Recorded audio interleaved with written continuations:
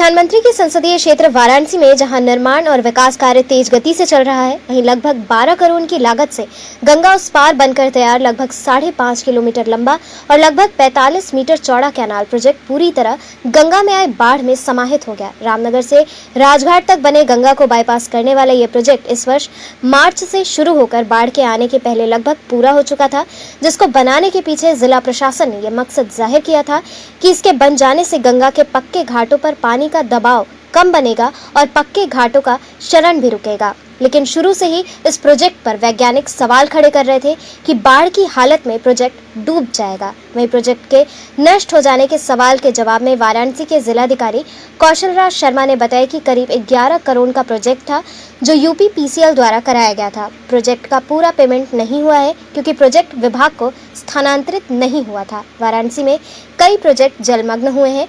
अभी कॉन्ट्रैक्टर की लायबिलिटी में ही ये प्रोजेक्ट है। जैसे ही गंगा का पानी उतरेगा वैसे नहर से बालू निकालकर दोबारा शेप में लाया जाएगा और प्रोजेक्ट पूरा होने पर ही पेमेंट होगा और हस्तांतरण होगा।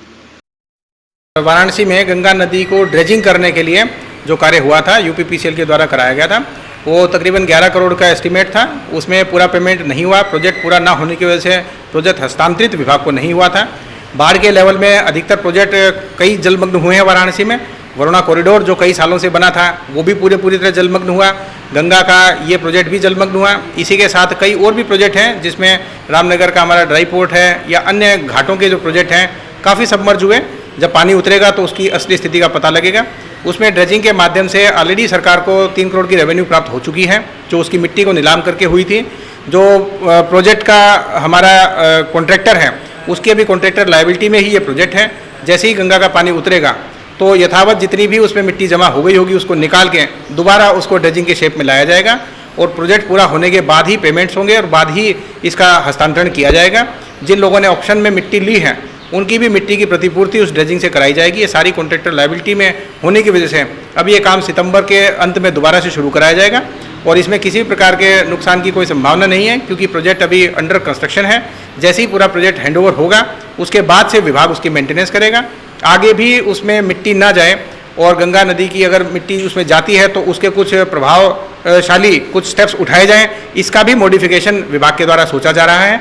आने वाले 1 महीने में कोई ना कोई वो टेक्निक से कोशिश की जाएगी कि वहाँ पे जब गंगा नदी एक्स्ट्रा वाटर लोड कैरी करती है तो मिट्टी का डिपोजिशन ना हो। तो उसमें प्रोजेक्ट में संशोधन के भी उपाय किए जा रहे हैं। साथ ही साथ किसी प्रकार का लॉस ना हो इसके लिए कॉन्ट्रैक्टर्स को और विभाग को बता दिया गया है। जैसे ही पानी कम होगा उसको पूरा बाकायदा दोबारा से प्रोजेक्ट को ठीक कराया जाएगा। तो इससे फेल होने या नुकसान होने की कोई बात नहीं है? फेल होने या नुकसान होने की कोई बात नहीं होती है क्योंकि टेम्परेरी सबमर्जिंग पानी की गंगा नदी में अधिकतर प्रोजेक्ट्स की होती है। इवन घाटों पे जो घर बने हैं, इवन पब्लिक के जो घर बने हैं वो भी आधे डूबे रहते हैं।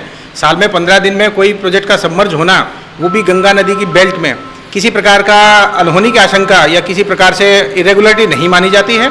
इसमें प्रोजेक्ट की डिज़ाइन में ज़रूर संशोधन करवाए जा रहे हैं ताकि कम से कम उसमें जो हमारी सैंड की फिलिंग हो और बाकी साल का जो पर्पज़ है कि घाटों पे पानी का दबाव कम हो और घाटों का इरोजन रोका जा सके, उस प्रोजेक्ट की पूर्ति हो सके उद्देश्य की, उस तरह उसमें डिज़ाइन का मॉडिफिकेशन भी कराया जाएगा।